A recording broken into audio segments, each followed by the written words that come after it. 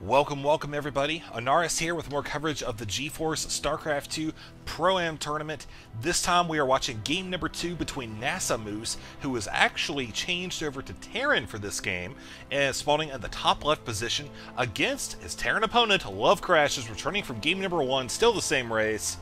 Pretty exciting stuff here. Alright, so we've already seen game number 1 on the Zonog Caverns. If you haven't already, you should go to my channel and check that out. As you are skipping ahead, you're not allowed to do that.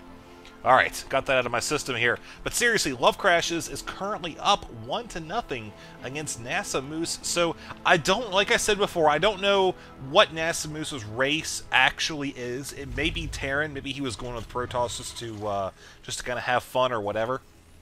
I don't know, but whatever it is, he has switched to Terran now and will be looking for, might be a macro game. I would not be surprised if we saw one or both of the players try to do some kind of airplay, transitioning into an expansion, as this map would lend itself very well to that kind of strategy, considering the fact that both of these players are on the left side of the map, so an air unit can actually pretty much go unchallenged all the way down this corner right here on GSL Crevasse, land at the expansion, or go down here and start harassing the mineral line. Plenty of space to get back away from the Marines. Minerals are actually kind of close to this back spot right here, so that's something you have to watch out for. Banshees coming in and doing that. The question is, what will these players actually do? And we will spot that as the game progresses. Now, we do have LoveCrashes actually getting ready to be scouted by NASAMoose right now. God, I cannot.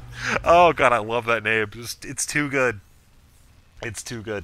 But, yeah, LoveCrashes down here opening up with the same opener as we saw in game number 1. So, Terran up here, it's pretty much the same deal. We can spot, they're going along with the same builds. Unfortunately, okay, there we go, Orbital Command. I was about to say, somebody needs an Orbital Command, but yes, he does indeed have that. LoveCrashes well underway with that. As we see, he is actually continuing to try to wall off here. SCV Scout running around for NASAMoose, almost getting cornered. No, the Moose is loose, makes his way back down to the main, where he will be able to continue scouting in this so critical position here on the mirror matchup. I say that because, Terran versus Terran is just so meticulous, and having this early information is absolutely crucial. Is he getting double gas? Is he going for a factory? Is he going for a second barracks? These are all things that he really needs to find out. Unfortunately, he did lose the SCV, not able to get out of the base, but he did find out some crucial information. Okay, there's a reactor going on there. Could be getting some Marines for early defense.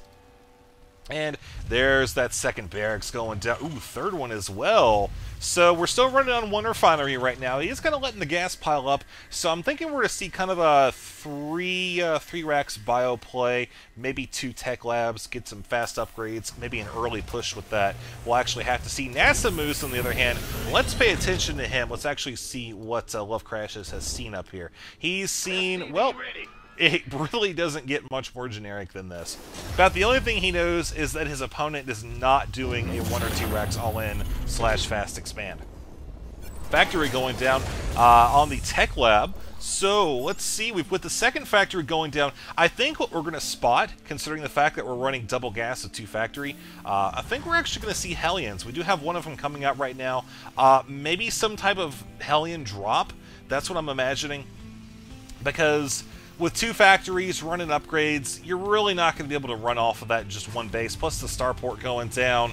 So, yeah. NASAMoose is running a little light on the defenses right now. Notice that he does not have anything here at the top of the ramp. No bunkers, no army. He has 1 Hellion running out. That's about it. We can actually spot he has another one on the way right there. No upgrades just yet. Oh, as soon as I say that, we do have a Blue Flame upgrade coming. So that's pretty much to be expected here with the starport just about complete.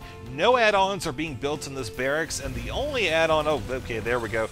Now, I'm thinking that if they do switch, we are going to see some Hellions. But, yeah, Hellion drop would actually be very brutal in this... against this current composition, which you see is very Marine heavy, and actually LoveCrashes is supply blocked with. He has 2 Marauders on the way. It would be very important to get those out, as the starport it's done. I mean, it's making the medevac right now. There's already 2 Hellions parked out here. You know, there's still 1 midfield just outside of the Terran base.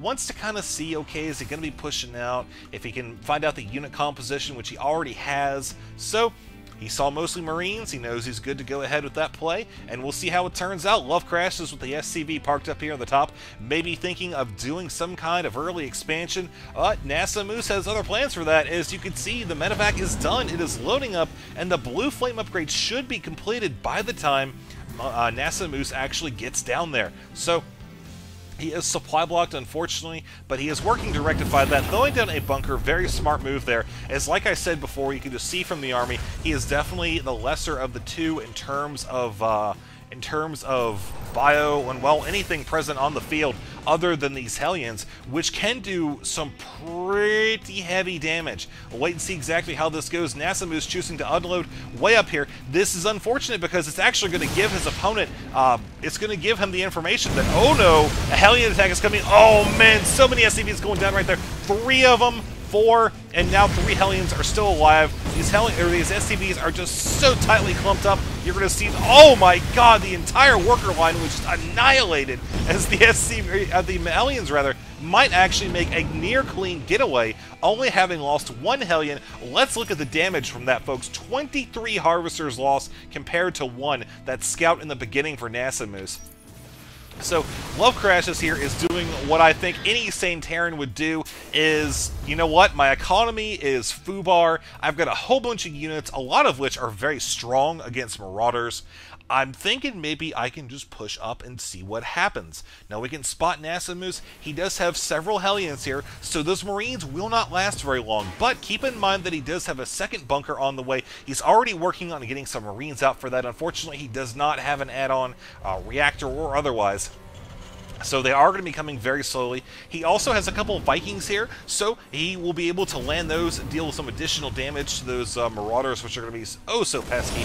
The big question mark here, the wild card, is whether these Marauders will be able to burn down. It looks like the Marauders are actually focusing down the Hellions, which is exactly what he wants to have happen there. The bunker getting the SCV in the threat. I think NASAMoose is going to hold that. No, what is he doing? He's sending the SCVs back. The bunker is going to fall, but fortunately the SCVs should be able to actually wrap this up with the help of the Hellions and the Marauders. Oh man, I saw that bunker going down and I thought, whoa man, those SCVs are going away. What are they doing? But NASAMoose pulled it together in the 11th hour after a fantastic push on his opponent's mineral line. What a play. Alright, so that brings us to 1-1, folks, here on the GeForce StarCraft 2 Pro-Am. Let's go check out game number 3 and see how it ends.